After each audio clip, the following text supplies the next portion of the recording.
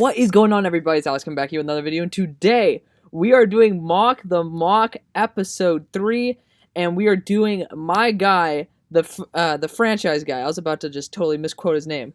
Definitely sounds like he's my friend, right? So, if you guys know anything, guys, follow me on Twitter. Nice little plug there, right?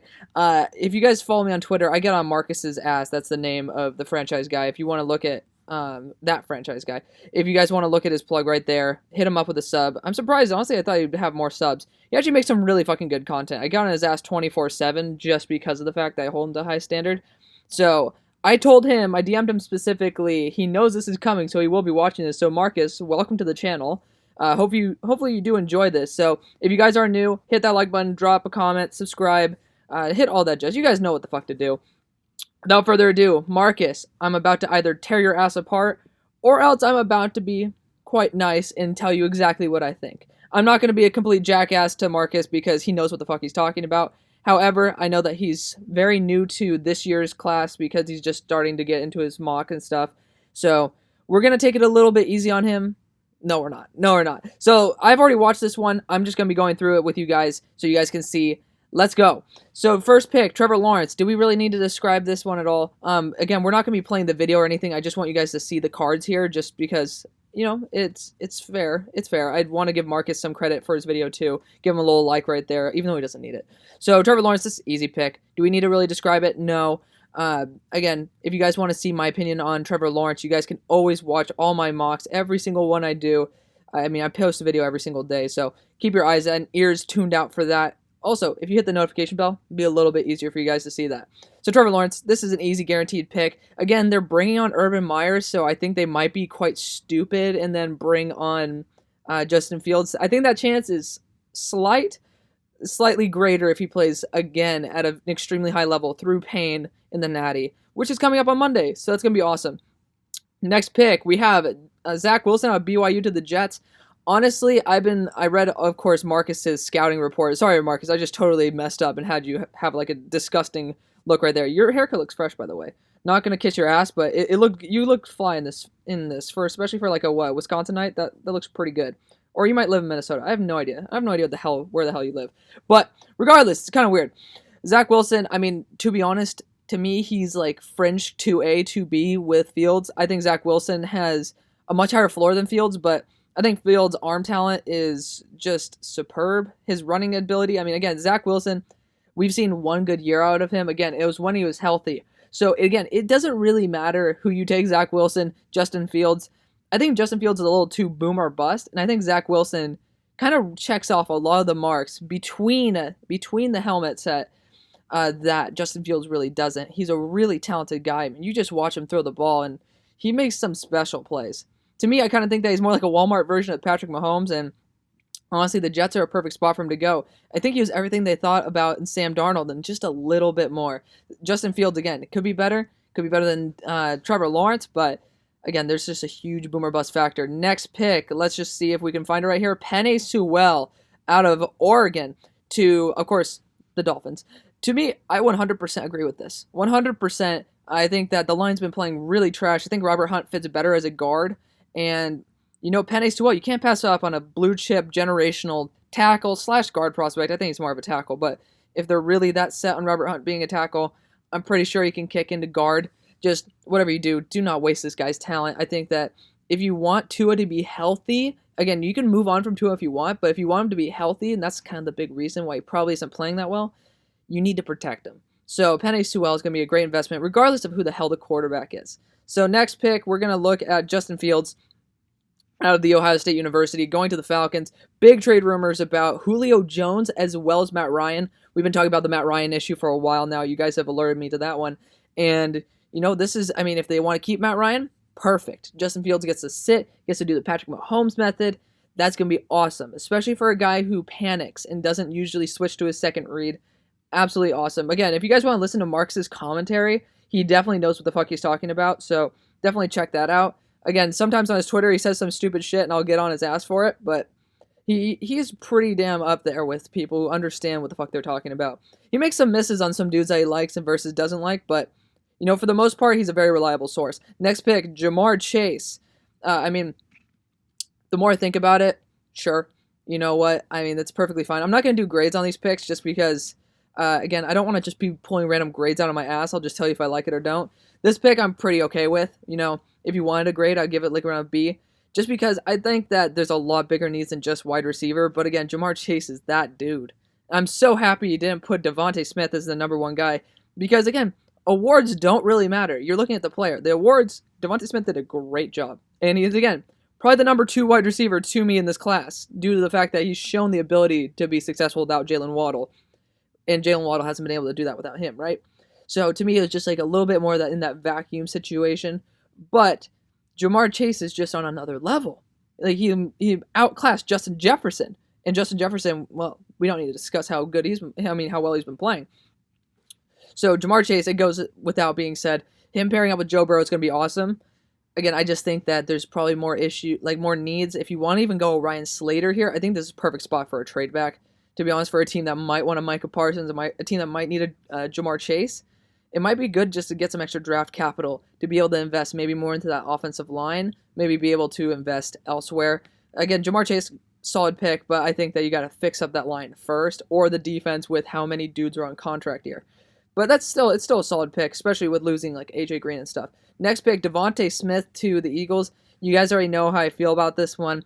I really don't like it at all because I think they need a big receiver to be able to distract more of the safeties and stuff like that, more of the linebackers. We have a good slot, which, again, they would have a really good slot. And if you think that maybe Alshon Jeffrey can get back to his form, you have something going here. J.J. Arcega-Whiteside ain't shit, but, you know, if we're able to get Alshon Jeffrey to 70% of what he used to be, this is a great pick. But I think that you need a bigger, heavier wide receiver on the outside to take on the biggest corner, because Devontae Smith at 175, that's scary. And you guys can say, oh, Marvin Harrison came in at 175, and that's 100% understandable. But Marvin Harrison definitely did not come out and say, dude, I'm going to be putting on weight, I'm not going to go into this draft class, and then not be able to do it at probably the best. I mean, Alabama's probably the best weight training program out there in the country.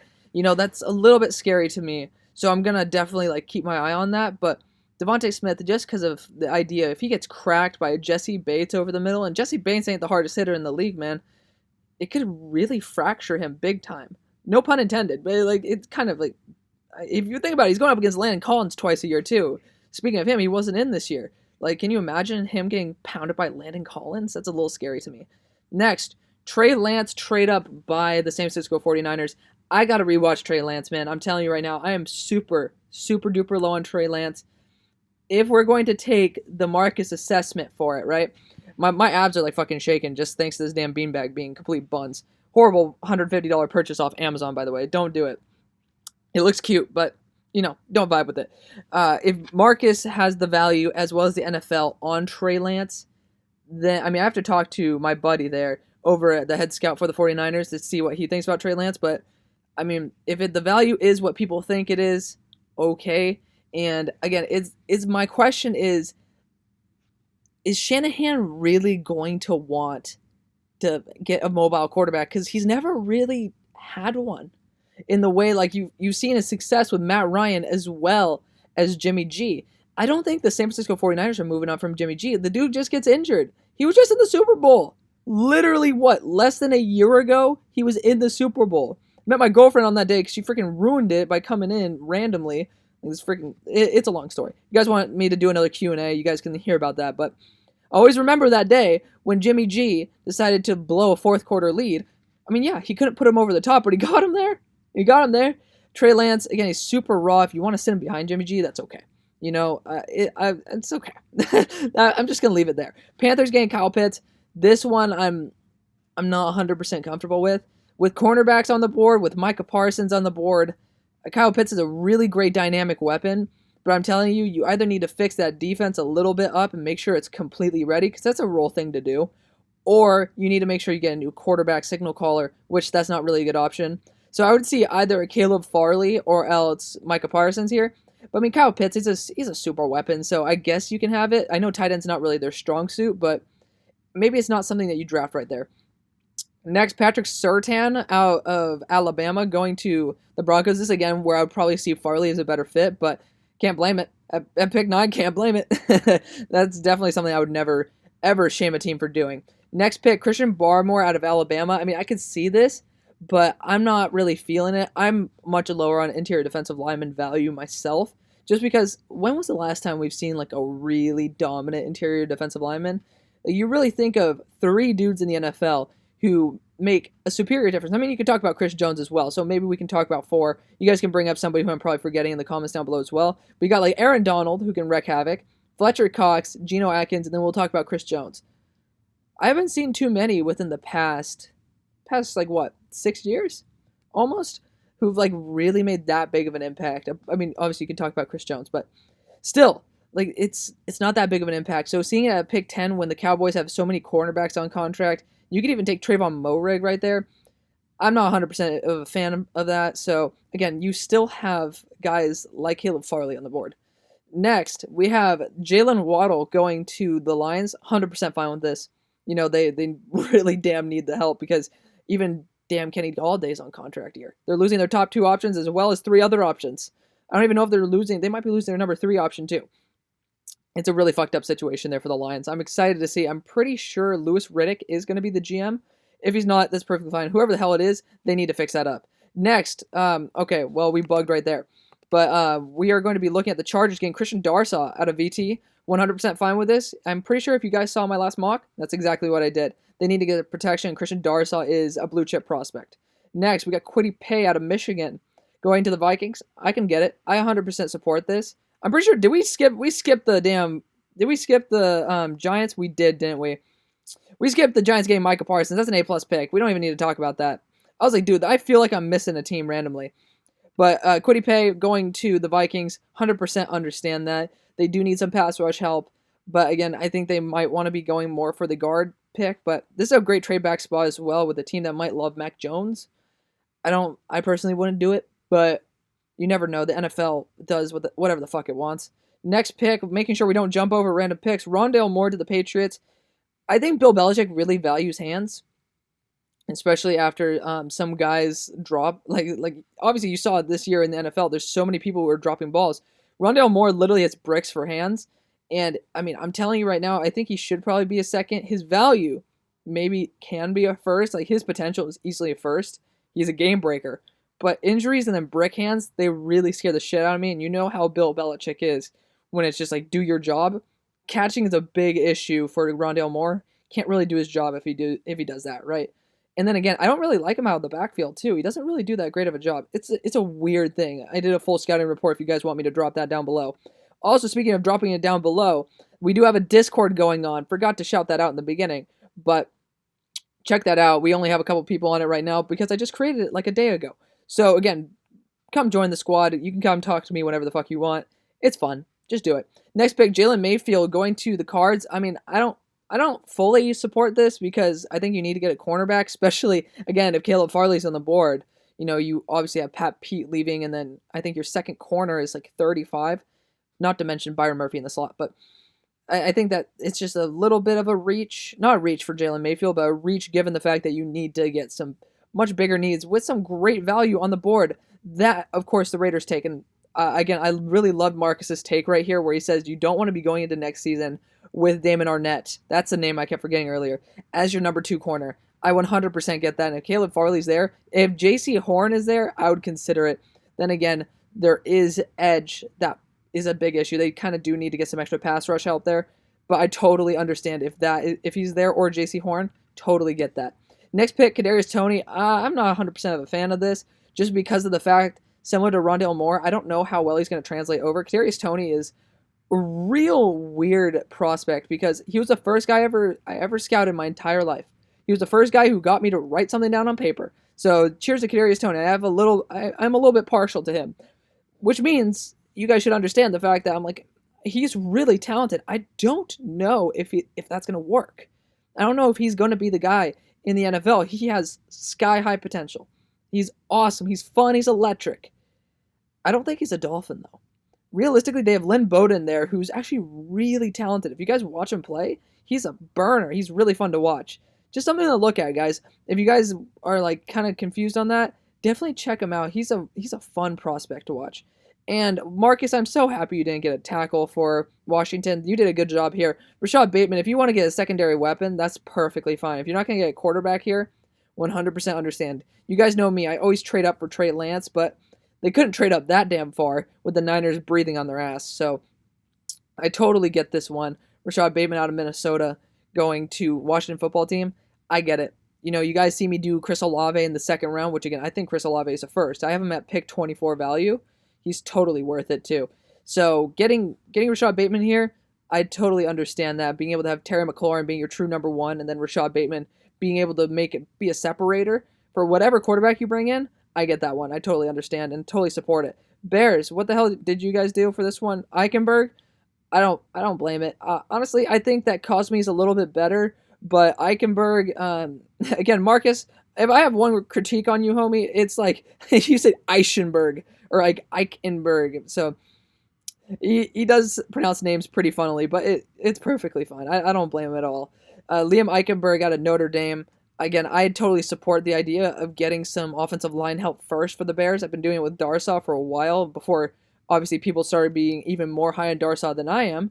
So I would probably go Cosme here just because he's good for both the pass and the run game. Eichenberg, you can never go wrong with a Notre Dame tackle, so I ain't going to throw too much shade at that. Colts, let's look at Gregory Rousseau out of Miami. You know what? I am 100% fine with this.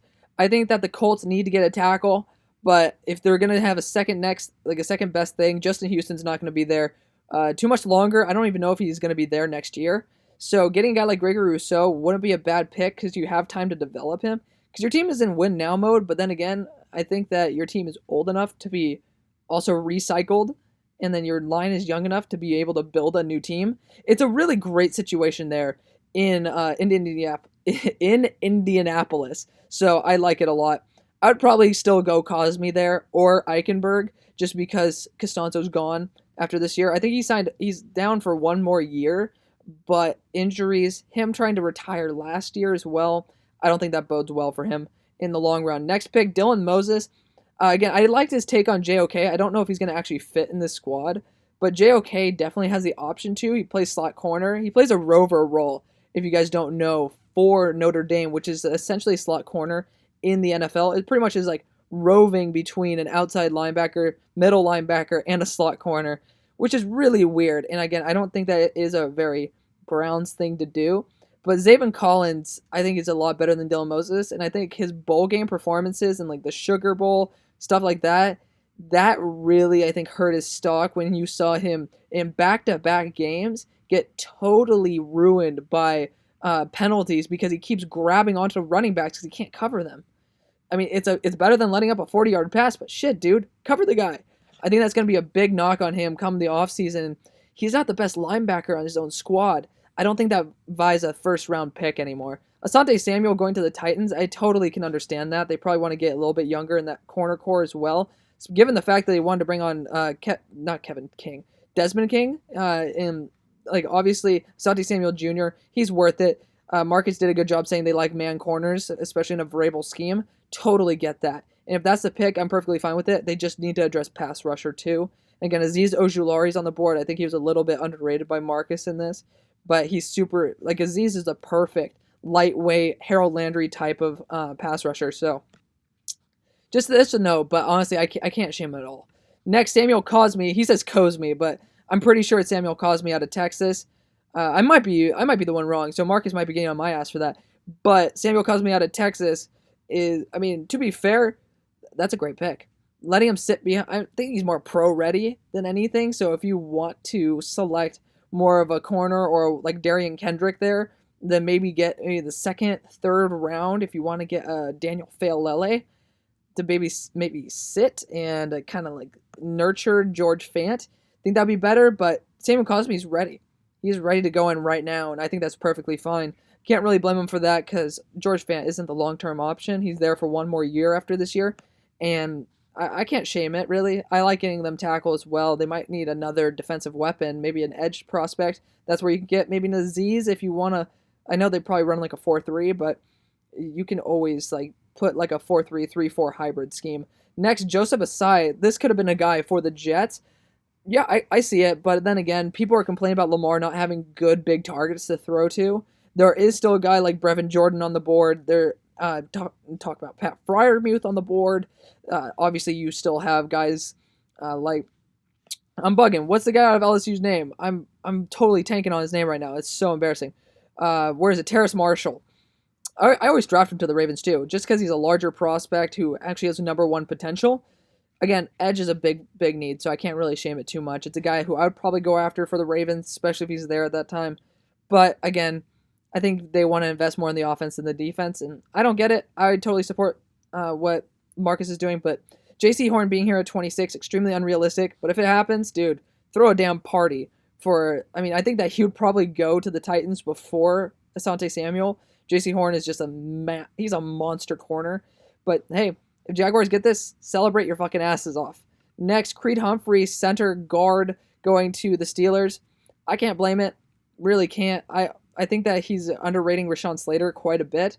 I think Rashawn Slater is probably going to be going possibly to even the Vikings. If not, he could even be going to.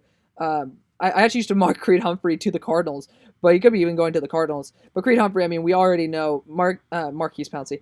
Marquise Pouncey has been getting injured quite a bit, and then I think the bigger needs at tackle with Villanueva leaving. But still, getting a guy like Creed Humphrey is far from something to be pissed off about. Chris Olave going and pairing up the Ohio State wide receivers in New Orleans. I can't blame it at all. Honestly, this is a perfect pick. You need a number 2 wide receiver, and Chris Olave, with how he's been playing, he's really showing that he's worth that first round pick. For me, he's like on the edge of a first, but I still would be perfectly fine taking him in the first. It's a great pick overall. Now, Azeez Ojulari going to the Bills. With Darian Kendrick on the board, I don't know how comfortable I am with this, but if Azeez is there, Azeez is there.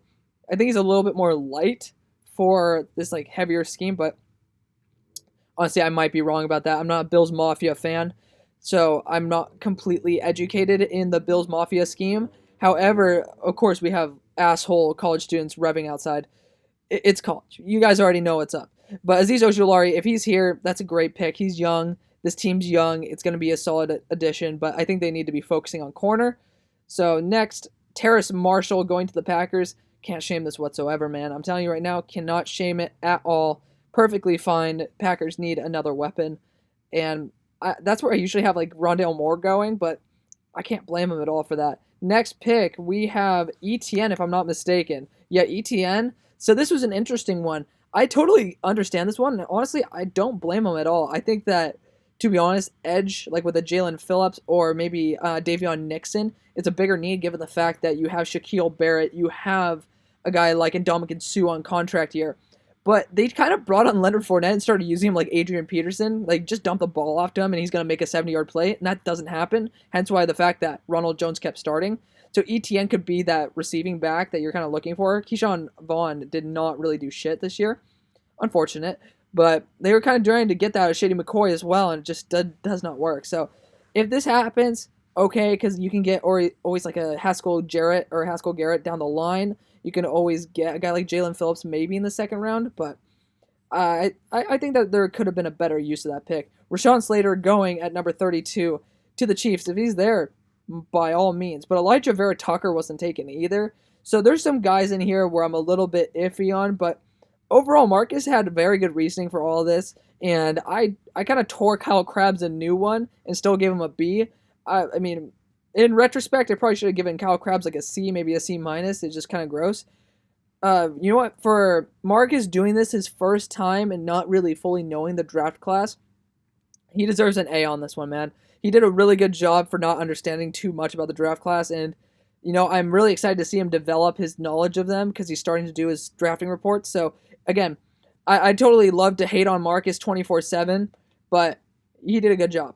So let me know what you guys think. Marcus, drop a comment down in the drop a comments down in the section. Drop a comment down in the comment section below. You can hit a like button if you want, subscribe, do whatever the hell you want. I'll be hitting you up in the DMs. We'll see you on the far side. Peace.